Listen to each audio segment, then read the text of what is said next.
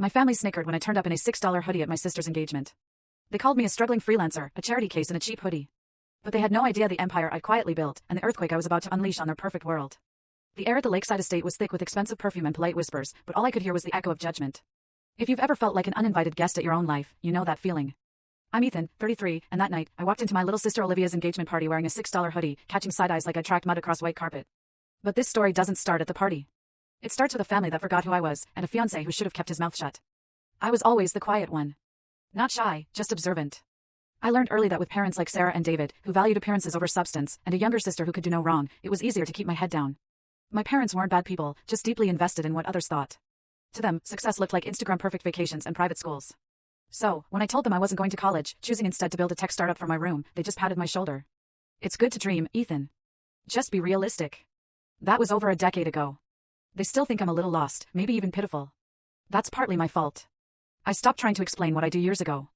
I let them believe I freelanced, lived in a modest apartment because I couldn't afford better, when the truth was, I owned the building. I didn't drive a flashy car, wear designer clothes, or flash money. Why would I? I wasn't trying to prove anything. Or maybe, deep down, I just wanted to see who they were when they thought I had nothing. Olivia is the golden child. Always has been. If I brought home an A-, it was, Ethan, you can do better. If she got a B-, it was, well, that subject's not her strength. She's 4 years younger, bubbly, fashionable, and oblivious enough to get away with things that would sound arrogant from anyone else. I don't dislike Olivia, not really. But she's never truly seen me. She talks at me, not to me. And lately, since she got engaged to Brandon, the distance between us has become a canyon. Brandon is something else. Picture every finance bro stereotype rolled into one tall, smug package.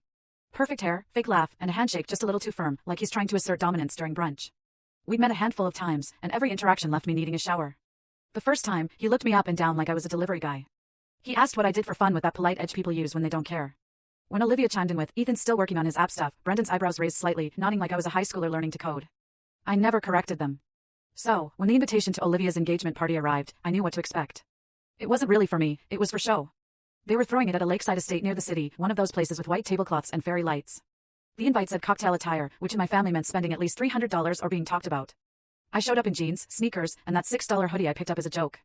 Not to make a statement, just because I felt like it. And maybe, yeah, a bottom left of screen, click full story.